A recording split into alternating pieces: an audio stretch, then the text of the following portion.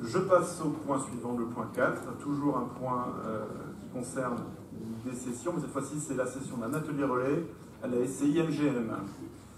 Donc, par une délibération en date du 10 avril 2018, la communauté d'agglomération Mont-Saint-Michel-Normandie a délibéré pour céder à la SCI MGM un atelier relais situé dans la zone d'activité de la Ménardière à Bressay.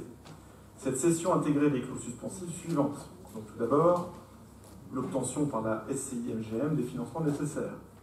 Et deuxièmement, le rachat par une SAS à créer du fonds de commerce de la SAS Menuiserie de la Baie.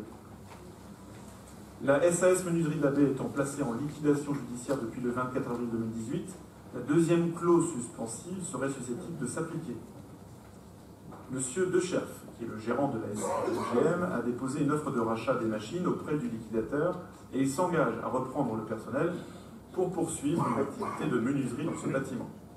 Donc il nous est proposé ce soir de délibérer à nouveau en retirant la clause suspensive afin que soit cédé le bâtiment situé sur la parcelle cadastrée donc en section ZC numéro 128 sur la zone de la Ménardière à la SCI MGM. Voilà, donc c'est un ajustement, finalement, une régularisation de notre première délibération en vue de permettre la reprise de cette entreprise qui, malheureusement, a été placée en liquidation judiciaire. Donc il nous est proposé d'accepter la cession de l'atelier relais situé sur la parcelle cadastrée que je viens d'indiquer, donc sur la section ZC numéro 128, à Bressay, donc à la SCI MGM, de fixer le prix de la cession à 180 000 € hors taxe, étant dit que l'ensemble des frais et honoraires seront supportés par l'acquéreur, et enfin d'autoriser le président ou son représentant à signer l'ensemble des actes et documents liés à l'exécution de la présente délibération. Voilà, est-ce que cette présentation appelle des remarques ou des explications? Oui, Olivier Yannick. On va te donner un micro.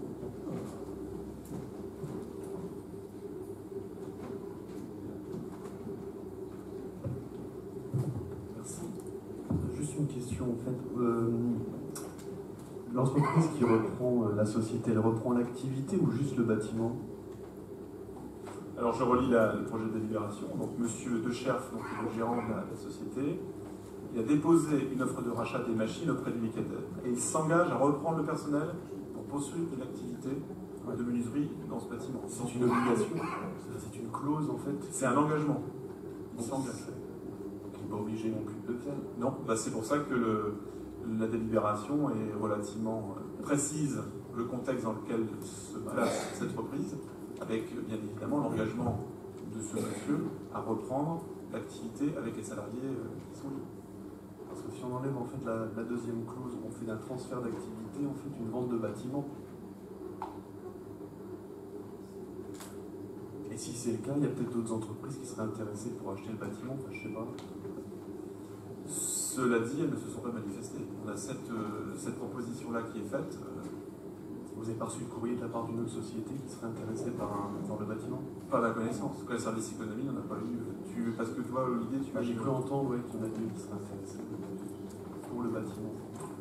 Juste pour le bâtiment, par contre. Ouais, pour le racheter et pouvoir augmenter son activité pour avoir plus de place. Malheureusement, on n'a pas. Enfin, la commission économie n'a pas eu connaissance de cette proposition. Et la demande aura été formulée quand? Le 9 mai, je crois. 9 ou 10 mai. Après, s'il y a un transfert d'activité pour reprendre une activité, c'est très bien. Bah, c'est ce qui est prévu. Ouais, mais si ça devient en fait juste une vente de bâtiment, on peut faire aussi un appel d'offres pour d'autres sociétés qui pourraient être intéressées. Là, en l'occurrence, si on lit bien les termes de la proposition, il s'agit bien à la fois de récupérer le bâtiment avec les machines et de prolonger l'activité en reprenant le personnel. Sans être obligé. C'est juste. Enfin, l'intention est comme. C'est obligatoire, je ne dis pas en fait. Parce qu'au départ, on peut difficilement rendre obligatoire l'affaire. Là, il n'y a pas de clause et du coup, on peut faire un appel d'offres, une publicité pour dire à toutes les sociétés qui seraient intéressées de monter les enchères et d'acheter en fait le bâtiment. Bon, il se trouve qu'ici, Decherf était déjà partenaire de M. Rioux, donc ils travaillaient déjà ensemble, à peu près dans le même domaine. Et là, la proposition qui est faite au liquidateur, en définitive, c'est bien sûr, il faut qu'elle soit acceptée par le liquidateur. Il pourrait y avoir à la limite quelqu'un qui dise je vais aller plus cher, mais la proposition qui a été faite aux alentours de 50 000 euros, ça correspond à peu près à ce que M. Rioux, l'ancien directeur, veut vendre.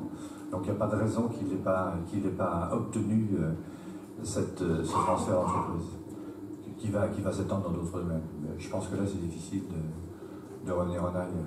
Je sais, c'est un plombier à côté qui est à côté, qui aurait bien aimé l'avoir. Mais ceci dit, là, il y a une reprise quand même du personnel, ils ne sont pas nombreux.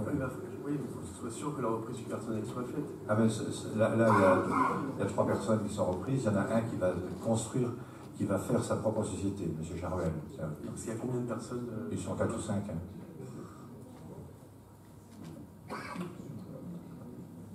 Je pense que les termes de la libération sont assez explicites, puisque la personne s'engage quand même à reprendre le personnel et à maintenir l'activité. Enfin, je peux difficilement marier la main.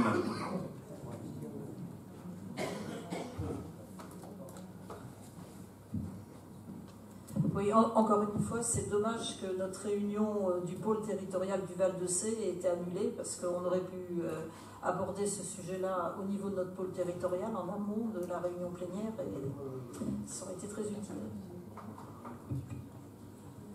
Après, la commission économie a fait aussi son travail. On est dans une thématique. Alors que le pôle territorial du Val-de-Sée puisse amener des éléments de contexte, c'est sans doute très bien. Après, j'ai envie de dire, c'est pas comme si on bradait le bâtiment comme ça de manière arbitraire. Il y a quand même derrière un projet de reprise de l'activité et du personnel. Même si en effet on n'a pas des garanties absolues de la pérennité d'une entreprise, on peut difficilement aller au-delà dans le cas précis. Hervé Lenné, est-ce qu'on peut apporter un micro ?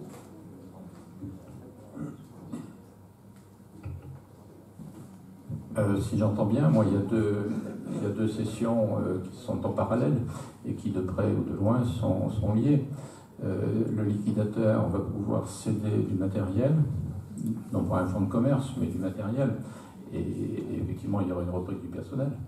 On ne peut pas obliger le liquidateur à lui-même fixer des règles impératives. Et parallèlement, donc, il y a une vente du bâtiment.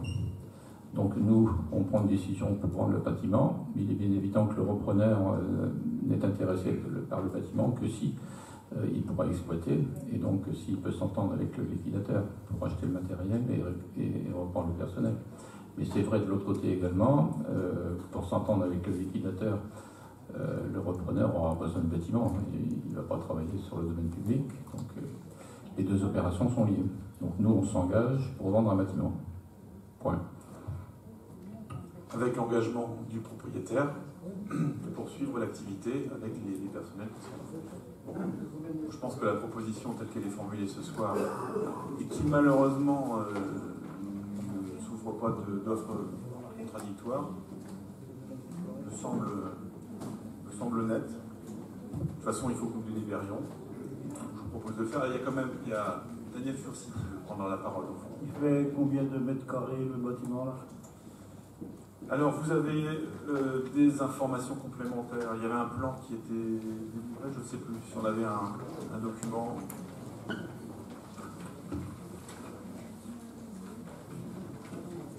Parce qu'en fait, voilà, il faudrait se référer à la délibération du 10 avril. On n'a pas, qu'on avait déjà délibéré sur ce dossier.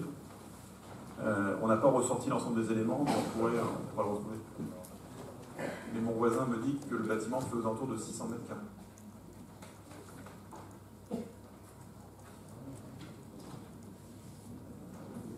Voilà, bon, je vous propose de passer aux voix, si vous en êtes d'accord.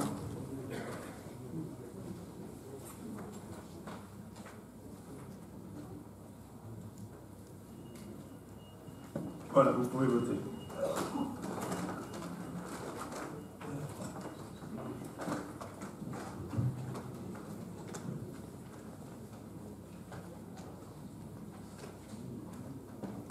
Alors, 132 votes ont été reçus par l'ordinateur, 119 sont favorables, nous avons 4 votes défavorables et nous avons 9 abstentions. Donc, cette proposition est adoptée à la majorité.